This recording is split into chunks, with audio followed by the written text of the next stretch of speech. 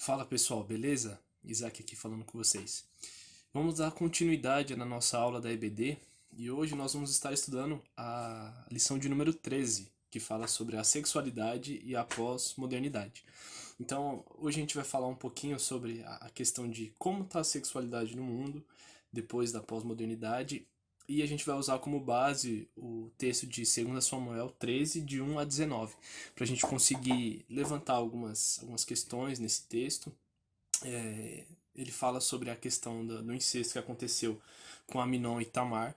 E a gente vai levantar algumas situações que aconteceram ali, a gente vai entrar a fundo no texto e a gente vai ver um pouquinho como que o cristão ele tem que se posicionar diante a essa situação no mundo, que existe muita dificuldade, é uma questão que tem inversão de valores, então a gente precisa falar sobre isso porque é muito importante. Quando existe essa situação que você se envolve com alguém, é preciso ter muito cuidado no que você vai fazer e você precisa ter a sua mente ela voltada para Cristo, para saber como ele fala para a gente se colocar diante disso, o que Deus fala acerca disso, como a gente tem que viver diante dele sobre a questão da sexualidade. Então vamos lá. Então, falando um pouquinho sobre essa questão de pós-modernidade, a informação ela começou a chegar muito rápido pra gente, né? E de várias formas, por conta de televisão, internet, e tudo isso a gente pode usar de uma forma boa ou de uma forma ruim, né? E por conta dessa inversão de valores que aconteceu, quando essa informação chega, a gente tem ela deturpada, porque o mundo já mudou, ela já fez de outra forma, então ele apresenta pra gente uma sexualidade escancarada, né? Um, uma forma de sexualidade que o corpo ele pode estar à mostra, as pessoas elas podem fazer a vontade dela, meu corpo, minhas regras, eu posso fazer o que eu quero, o que eu bem entendo. E a gente sabe que tudo é lícito, mas nem tudo convém. Porque se eu fizer algumas coisas na minha juventude, na minha adolescência, isso tudo pode refletir no futuro. Isso tudo pode refletir como eu vou ver meu casamento, como eu vou ver as minhas relações interpessoais. E tudo isso pode mexer na minha cabeça de uma forma que eu passe a não ver da forma correta. Eu passe a objetivar muitas coisas. Eu posso colocar como se tudo vira um objeto, né? Então, na TV, na internet, em muitos lugares, a sexualidade ela é exposta de uma forma muito precoce, né? E isso tende a mudar o nosso conceito de questão de tanto sexualidade quanto o ato do sexo em si, né? Então, a revista aqui ela apresenta alguns dados, né? Não é questão de base científica, mas de vivencial, do que foi falado, do que foi juntado ali das pessoas que conhecem, né? Então, ela coloca aqui que 85% dos jovens das igrejas evangélicas já ficaram. 80% dos namorados praticam carícias íntimas. 50% já tiveram relação sexual pelo menos uma vez. 30% mantêm relações sexuais. 25% apresentam pensamentos homossexuais. 15% já tiveram algum contato homossexual. 5% das moças ficam grávidas e 50% das grávidas praticam o aborto. Então, existe aqui uma questão de porcentagem e fala das coisas que acontecem no nosso meio, das coisas que acontecem na igreja e que a gente precisa tomar cuidado, que a gente precisa entender bem para que a gente possa fazer certo, né? E o texto que a gente vai usar hoje, ele fala sobre um caso, eu acho que é um dos casos, eu sinto como um dos casos mais tristes que a Bíblia apresenta, né? Para a gente ter como exemplo. E lendo ele, a gente vai dissecar algumas coisas aí, vai perceber algumas coisas para a gente poder tomar ciência e fazer da forma certa, né? Então, eu vou apresentar alguns P's da sexualidade abençoada e outros P's da sexualidade desventurada ou desvirtuada, deturpada. Coloque da forma que você quer pensar. Mas eu vou apresentar elas e vou colocar aqui na tela para vocês verem, acompanharem comigo, para a gente poder pensar um pouquinho sobre isso. Então, o que a gente tem aqui, eu vou falar dos 4 P's da sexualidade abençoada, né? Então, a gente tem aí o primeiro, que é a procriação. Fala sobre filhos, né? Filhos, eles sim são uma bênção do Senhor, mas a gente precisa também criá-los da forma que a palavra apresenta. Se a gente não criar da forma que a palavra apresenta, e também só ter filhos por ter, para segurar um relacionamento, um casamento, isso falando mais pra frente, não é bênção, né? Não é a forma certa de se ter filhos, né? Quando esses filhos vêm da forma certa, eles são abençoados, né? A palavra do Senhor fala que os filhos são como flechas na mão do arqueiro, né? Então eles vão alcançar lugares que a gente nunca alcançou. E quando acontece da forma certa, quando se existe a procriação de filhos da forma correta, é uma bênção para o casal. O segundo P apresentado é o do prazer, ou da satisfação, né? Quando o casal, ele de fato, ele já passou por todas as suas etapas, né? De, de namoro, noivado, casamento, e agora sim eles podem desfrutar do ato sexual em si pelo prazer. Existe algo que normalmente a gente não costuma levar em consideração, que é a questão de que nós somos três, né? Somos espírito, alma e corpo. Então, se de alguma forma eu apenas olho para o corpo, então eu vou ter apenas 1/3 desse prazer. Faz sentido?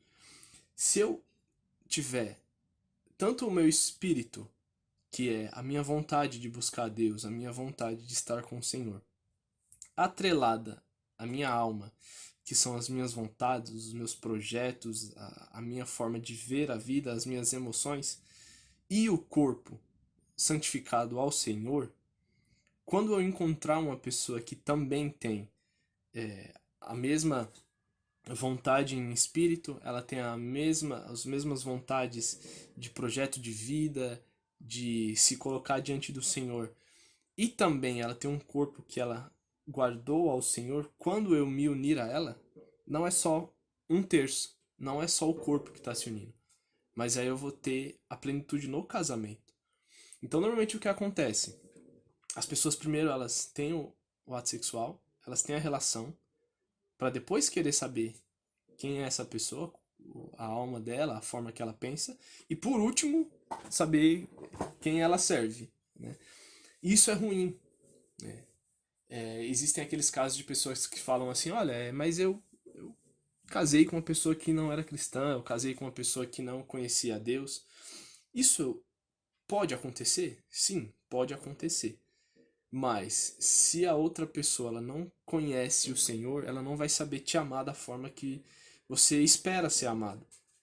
Ou ainda você tenta converter a pessoa, você tenta falar da palavra para ela, ela não vai ter a mesma vontade que você se ela não buscar o Senhor.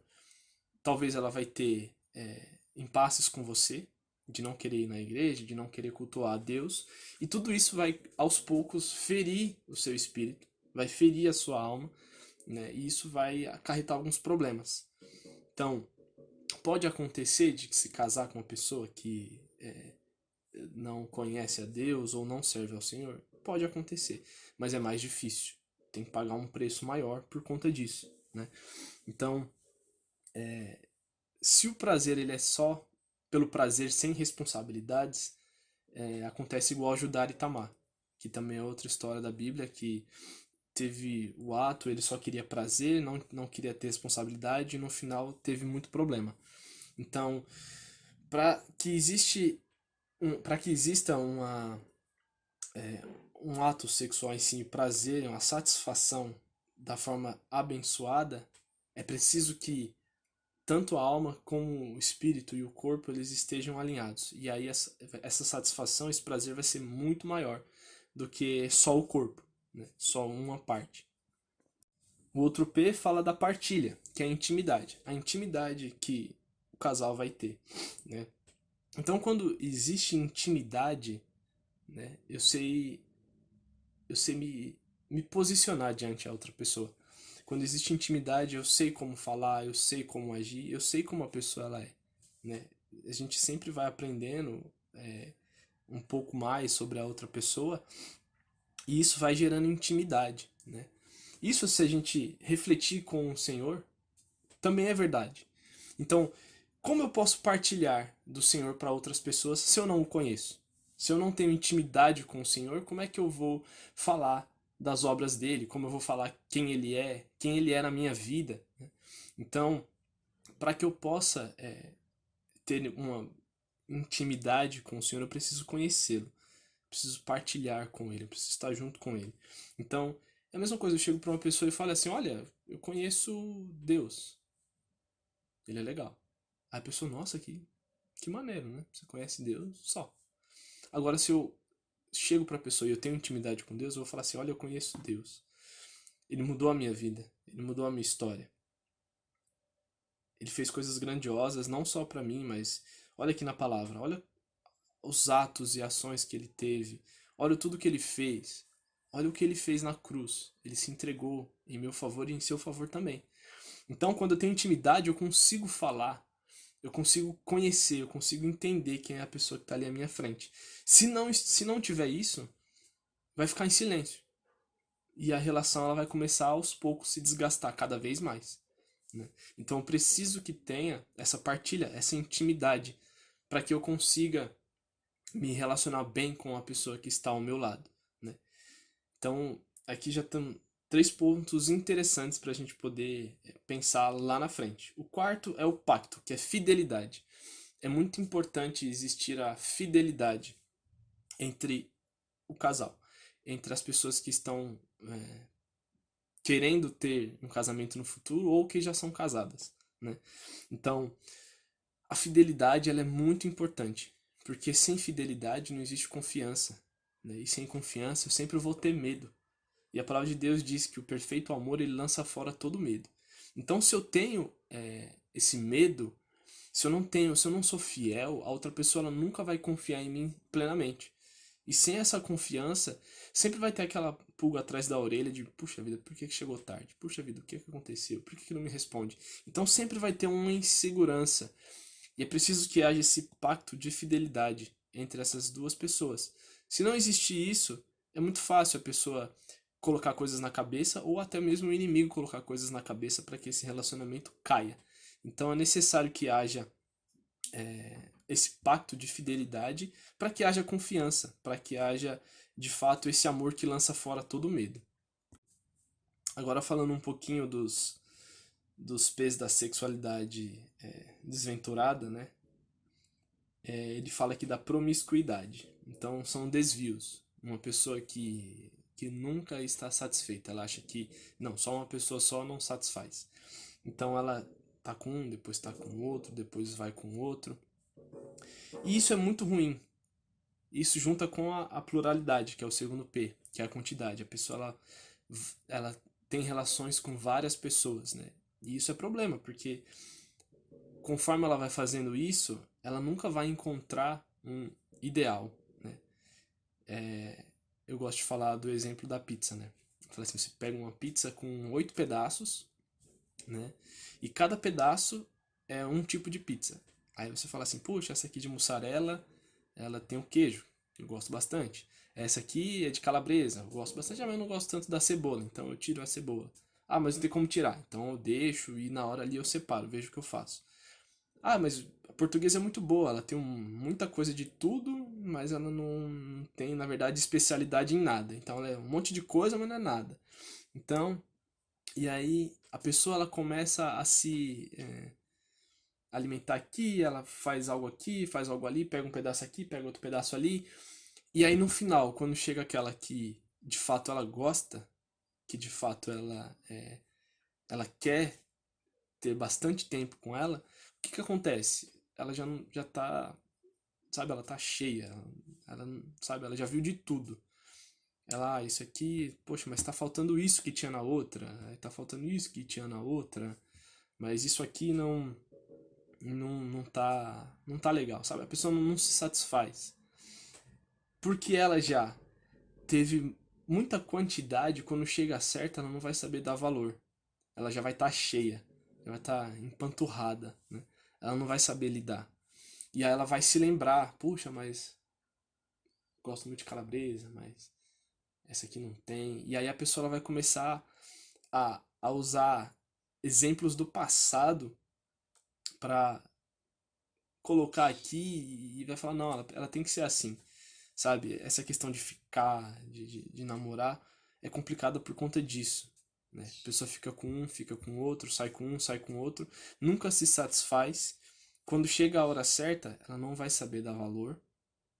E mesmo que ela dê valor, vai ter muita coisa na cabeça dela passando do passado que já aconteceu e ela não vai conseguir se entregar da forma correta para outra pessoa. Então, é preciso ter cuidado por questão de promiscuidade, pluralidade, né?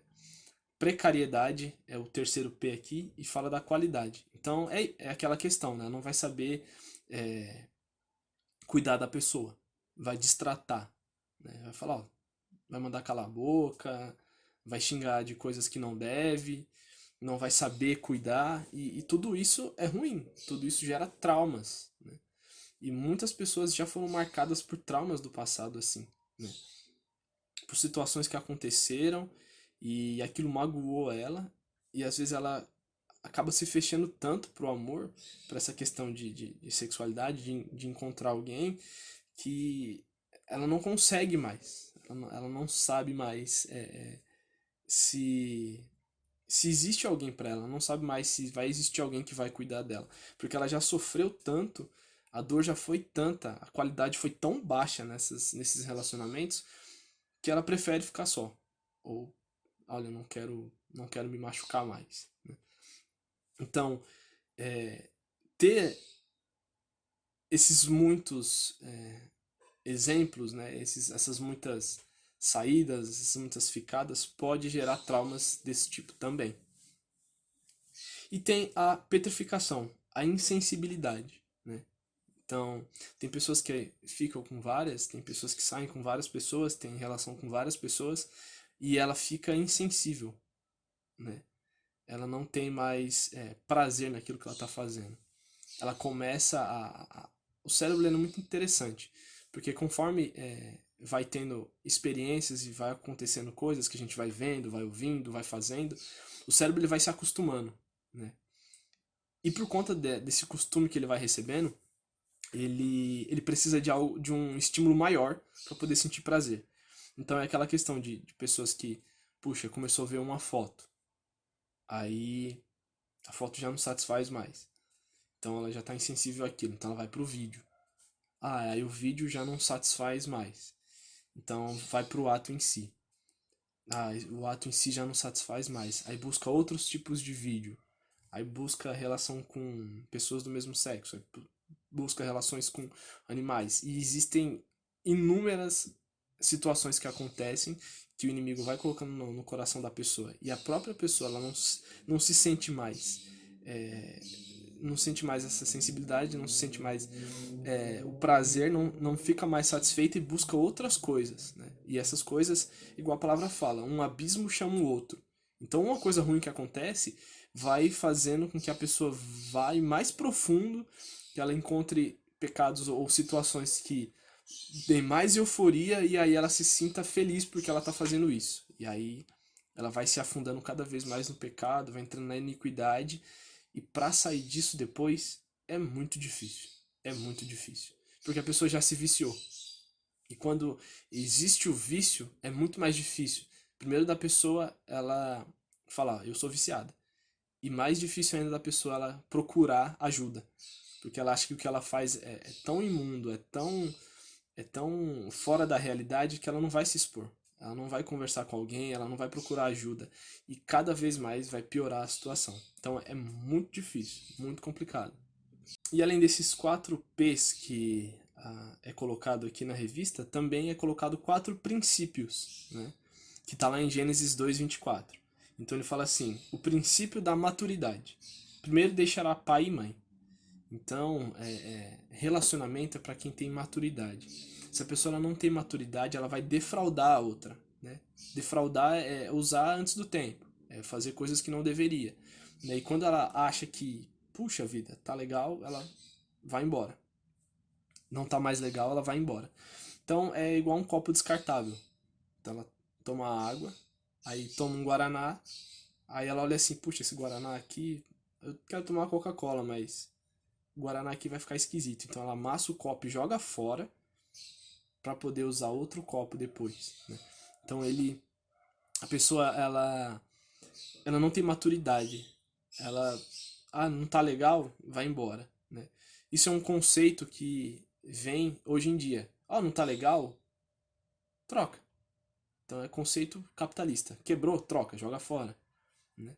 E a gente tem conceitos aqui diferentes, né? Se tá ruim, a gente conserta. Isso é mais do pessoal da velha guarda, né? Colocando assim, que se tem algo e ele não tá legal, a gente vai arrumar. Então é assim que tem que acontecer no relacionamento. Se não está legal, a gente precisa sentar e conversar para arrumar. Não é ter falta de maturidade, não tá legal, vamos jogar fora. Pega outro. Funciona assim. Não, a gente tem que fugir desses conceitos de pós-modernidade e entender que é preciso existir uma maturidade. Eu estou lidando com outra vida, né? Não é simples assim jogar fora. Então, primeiro deixará o pai e a mãe para que eu tenha maturidade, emancipação em algumas áreas da minha vida, para que eu possa de fato estar com outra pessoa e lutar as lutas dela, que ela lute as minhas lutas junto comigo e que a gente possa crescer junto a partir disso. O segundo é o princípio da heterossexualidade. Homem se une à mulher. Adão e Eva, né? Homem e mulher. Então, esse é um princípio de que Deus formou homem e mulher e a partir disso os dois se unem e se tornam uma família. Passou disso, acaba virando promiscuidade, vira todo tipo de ato sexual fora disso, fora do casamento e fora de homem e mulher, ele é abominável perante o Senhor. Então, a gente sabe que depois que o homem caiu e pecou, ele começou a se afastar de Deus. E por ele se afastar de Deus, ele começou a ter as suas próprias vontades, os seus próprios conceitos, né? E isso tudo começou a deturpar aquilo que Deus tinha preparado para o homem, né? Então, pessoas que têm esse traço, né? Pessoas que têm essa vontade, têm que orar ao Senhor, se colocar diante dele e falar assim: Deus, me ajuda a vencer isso, né? Pode ser que seja o espinho na carne da pessoa. A gente precisa respeitar, a gente tem que entender, só que a palavra de Deus mostra que a gente não pode aceitar. Então, nós temos que ter a posição de que se a palavra nos coloca homem e mulher, isso é o correto, então a gente segue assim. Se a gente segue assim, a gente mostra para as pessoas o porquê, né? Assim foi feito, biologicamente falando é assim que funciona. Então, se a pessoa tem uma dificuldade, ela não tem que ser jogada para fora. Tem que ser conversado e mostrado, olha, você precisa entender. Se isso for seu espinho na carne, que você se coloque diante do Senhor, o Senhor ele vai te dar estratégias e formas para que você possa vencer isso, né? Princípio da monogamia. Então, deixará o pai e sua mãe se unirá à sua esposa, não às suas esposas, né? Então, nossa, eu quero ter duas namoradas, eu fico com uma, fico com outra. Não, não funciona assim, cara. E, moço, também não funciona assim, não tenha dois homens. É monogamia. É você, a sua esposa, você, seu marido, vocês dois juntos vivendo para o Senhor, né? E o princípio da fidelidade. Já tinha falado antes no P de pacto. Fala sobre ser uma só carne. Através disso, através do ato sexual, se unem e se tornam uma só carne. E através disso eles vivem esse pacto de fidelidade. Então é isso que tem que acontecer. Se unir depois do casamento e aí viver uma vida para o Senhor. Então, vamos mergulhar um pouquinho no texto agora para a gente conseguir extrair algumas dessas verdades. E o texto que a gente vai ler, como tinha falado anteriormente, 2 Samuel 13, de 1 até 19. Vou colocar aí na tela para a gente poder acompanhar. Aí eu vou lendo e vou explicando paulatinamente conforme a gente vai lendo. Então vamos lá. 13:1. 2 Samuel 13:1. Absalão, filho de Davi, tinha uma irmã muito bonita, chamada Tamar. Depois de algum tempo, Amnon, filho de Davi, apaixonou-se por ela. Amnon ficou angustiado por causa de Tamar, sua irmã, a ponto de adoecer, pois ela era virgem e parecia impossível a Amnon fazer coisa alguma a ela. Então, olha o contexto aqui que a gente está tendo. Absalão tinha uma irmã chamada Tamar. E Amnon, que também era filho de Davi, se apaixonou por ela. Então, ele queria cometer incesto. A gente precisa tomar cuidado entre paixão e amor, porque paixão é um desejo desenfreado.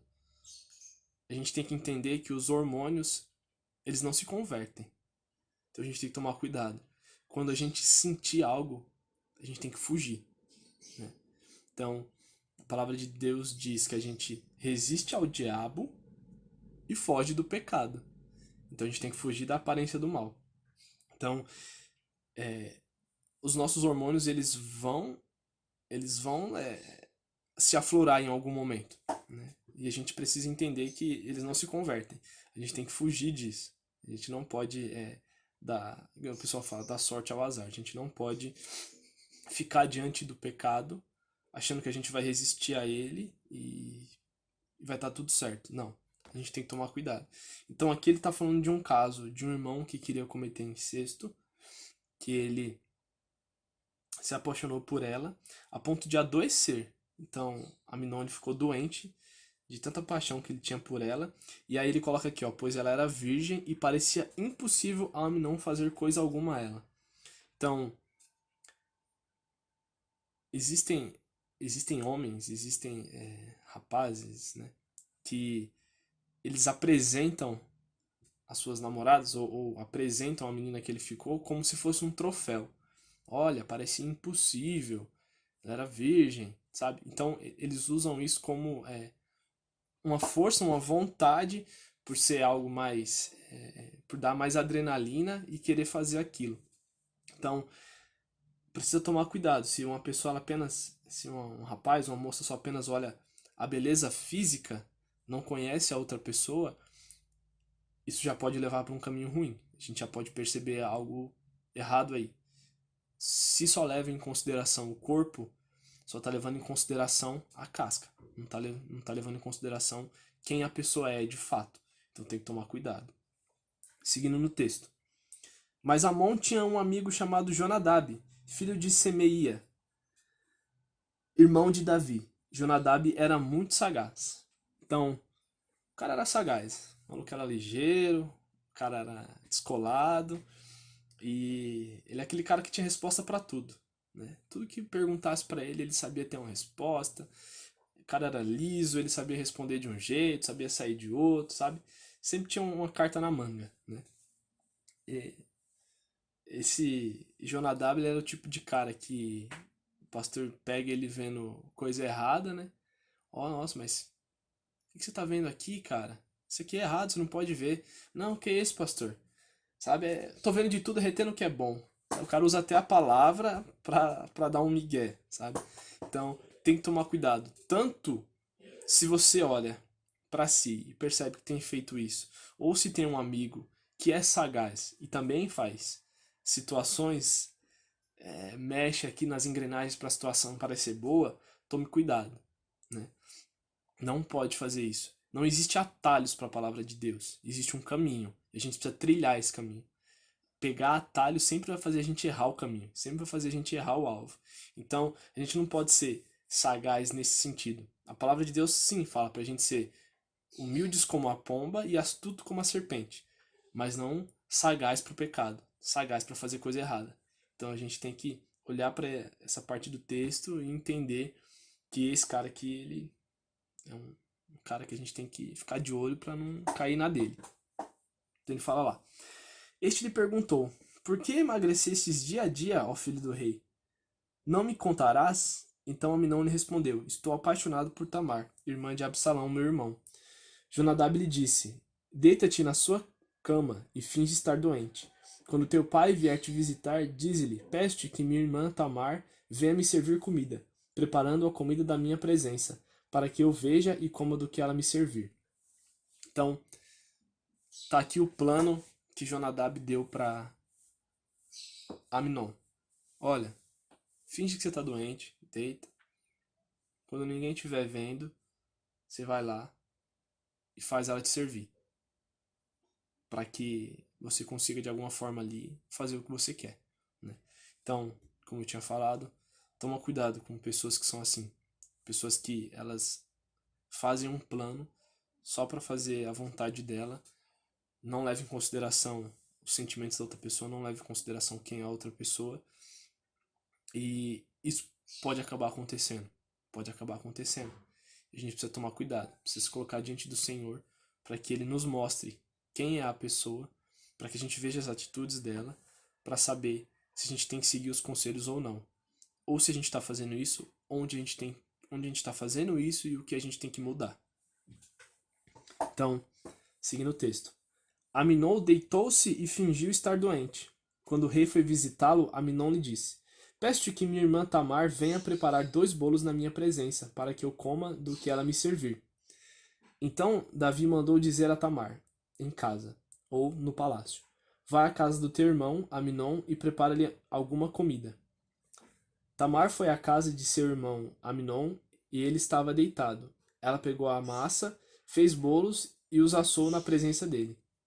Pegou a forma e tirou os bolos diante dele, mas ele se recusou a comer. E Aminon disse: Saiam todos da minha presença. E todos se retiraram dele. Então, ele fez o plano, funcionou. Quando chegou lá, ele falou: Todo mundo sai daqui. Sai daqui que eu quero ficar sozinho. Aí ele fez o quê? Vamos seguir o texto. Então Aminon disse a Tamar: Traze a comida ao quarto, para que eu coma do que me servires. Tamar pegou os bolos que haviam preparado e os levou a seu irmão Aminon, no quarto. Quando ela os trouxe para que ele comesse, Aminon a agarrou e lhe disse: Vem, deita-te comigo, minha irmã. Então aqui ele mostrou qual era a real intenção do porquê ele queria estar lá sozinho com ela, né? Tome cuidado. Não fique a sós com uma pessoa que você não confia. E mesmo que você confia, tome cuidado. Porque pode ter problema. Pode acontecer algo errado.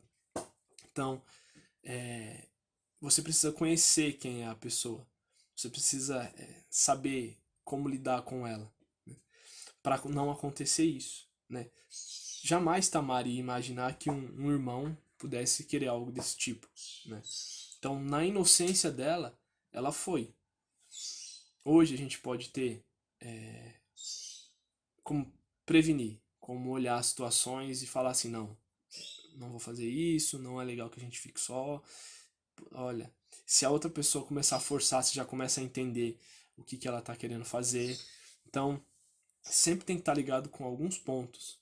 Porque por mais que a gente ache que conhece uma pessoa, a gente só vai conhecer ela mesmo depois de muito tempo junto com ela, né? Meu pai fala assim, para que você conheça uma pessoa, você tem que comer 1 quilo de sal com ela, né? E esse 1 quilo de sal é de fato você conviver com ela. Só convivendo com uma pessoa que você vai de fato conhecer quem ela é. Porém, ela respondeu: Não, meu irmão, não me forces, porque se não faz assim, Israel, não faças tal loucura. Como me livrarei da minha vergonha? E tu serias como um louco em Israel. Peço que fales com o rei, porque ele não me negará a ti. Então, Tamar ela não estava entendendo o que estava acontecendo ali. No sentido de, ela não estava, ela não tinha pensado nisso. Ela não tinha pensado que o Aminon pudesse fazer algo do tipo, né? Então ela ainda com sabedoria, ela ainda tenta apaziguar a situação. Então ela fala lá, né? Não, meu irmão, não me forces, porque não se faz assim em Israel, né? Não se faz assim em Israel, não se faz assim no mundo. Não se pode fazer isso. É errado. É pecado, né? Não faças tal loucura, né? Então ele tá mostrando, ela tá falando para ele como ele tá. Ele tá com uma vontade desenfreada, ele tá louco. Não é para ele fazer isso. Então uma pessoa que força a outra, ela tá fazendo algo desenfreado. Isso é errado, né? Não importa se, é minha namorada, é meu namorado, tá errado. Fazer isso é forçar a outra pessoa. Forçar é você ir contra a vontade dela, é você não levar em consideração os sentimentos dela. Ah, mas é minha esposa. Ainda assim tá errado, você tá forçando. Toda vez que você força alguém a fazer algo, você já tá fazendo contra a vontade dela. Você já não está levando em consideração quem ela é, o que ela pensa. Você só quer pra você. Então tá errado. E ela fala ainda: como me livrarei da minha vergonha, né? Então, uma mulher lá, ela era virgem. Então, se ele tirasse essa virgindade dela, os outros homens não iriam querer estar com ela. Eles iriam negligenciar isso, negligenciar ela. E ela ainda fala, né? Serias como um louco em Israel. Então ele também seria perseguido, né? E quando a gente vê lá mais pra frente, Absalão não gostou nada do que ele fez. E aí Absalão fez com que ele pagasse o que estava escrito, que era a pena de morte, né? Então, olha só essa situação, né? Já tinha acontecido com Davi e depois não se apartou esse problema da família dele, né? Então aconteceu essa situação. Davi ele foi omisso na resposta quando ele ficou sabendo disso. Então causou muitos problemas, né? Uma sexualidade mal resolvida. Então é necessário que haja conhecimento, haja sabedoria, haja maturidade para que se viva uma sexualidade boa, santa diante do Senhor. Ela ainda coloca aqui, né? Peço que fales com o rei, porque ele não me negará a ti, né? Ela ainda deu uma opção. Ela ainda deu uma opção. Mas, seguindo o texto, ele fala, a palavra fala. Mas ele não quis dar ouvidos a ela. Como era mais forte do que ela, forçou-a e a se deitou com ela. Então ele forçou ela, cometeu um incesto e um estupro. Então foi algo bem difícil. Igual eu falei no começo, é uma das histórias para mim que são das mais tristes que aconteceu na palavra, né?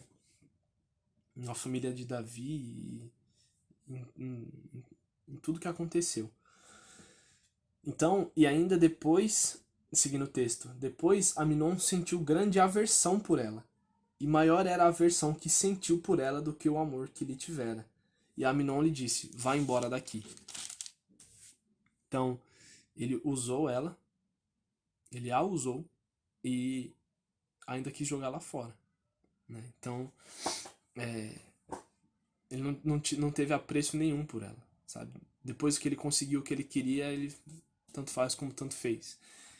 E lançou ela fora. Então ela respondeu: olha, não há razão para me despedires assim.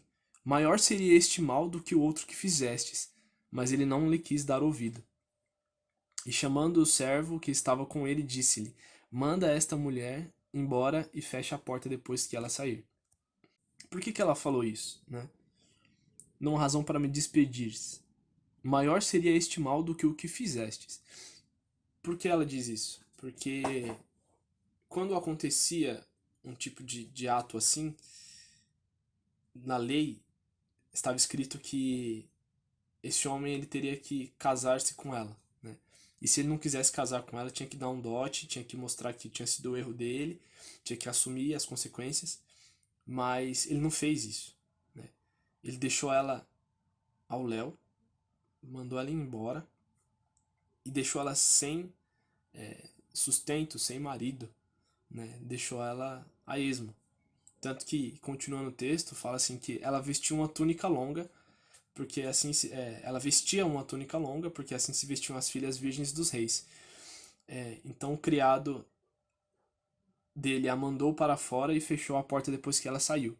Então Tamar colocou cinza sobre a cabeça, rasgou a túnica longa que vestia e pôs as mãos sobre a cabeça, andando e chorando. Então ela estava se guardando para alguém que seria seu marido, seria alguém que iria desfrutar com ela da forma correta, né? Respeitando ela, respeitando o tempo dela, respeitando a vontade de Deus. E não foi assim que aconteceu. Ela tinha os projetos, ela tinha os planos, ela tinha as vontades dela, e ela teve que rasgar suas vestes, né? Ela teve que mostrar que ela não era mais virgem, ela teve que rasgar aquilo. Isso é de cortar o coração, né? Quantos sonhos de pessoas, né, de questão de casamento, de ter uma vida, não são destruídos igual de Tamar hoje em dia, né?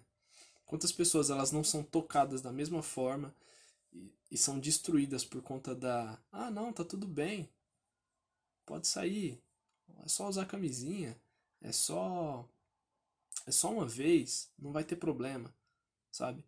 E a revista até ela traz algumas frases que o pessoal acaba usando, né,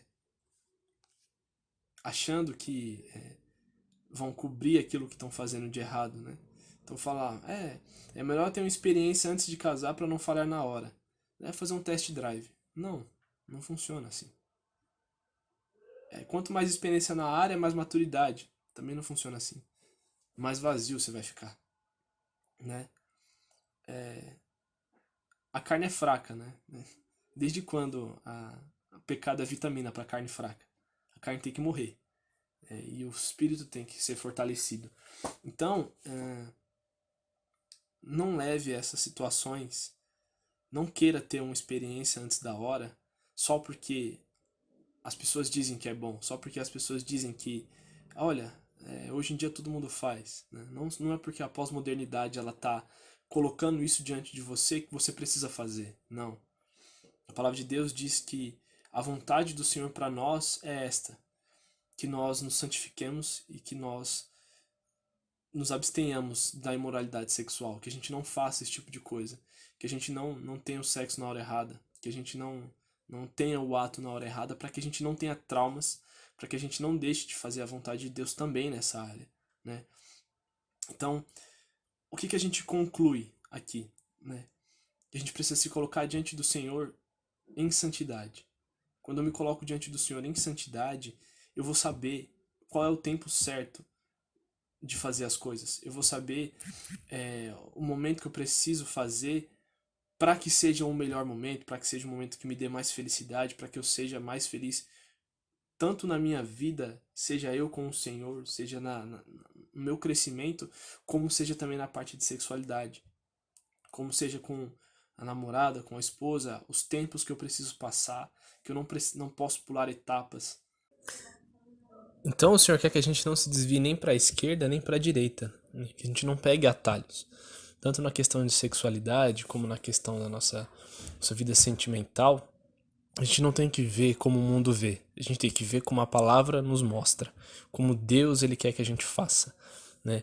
Então, como a palavra dele está escrito, que a vontade de Deus para vocês é esta, que vocês se tornem santos, que vocês vivam em santidade e que vocês se abstenham do pecado sexual, que vocês fujam dos prazeres dessas vontades da mocidade, para poder viver tudo perfeito no tempo certo, né?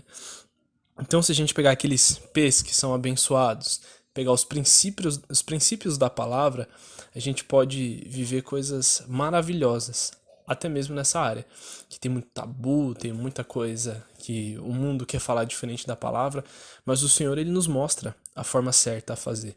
Ele não quer que a gente fique com um com o outro, que a gente saia com um com o outro. O Senhor quer que a gente tenha uma vida plena, tanto na nossa vida espiritual, na nossa vida sentimental.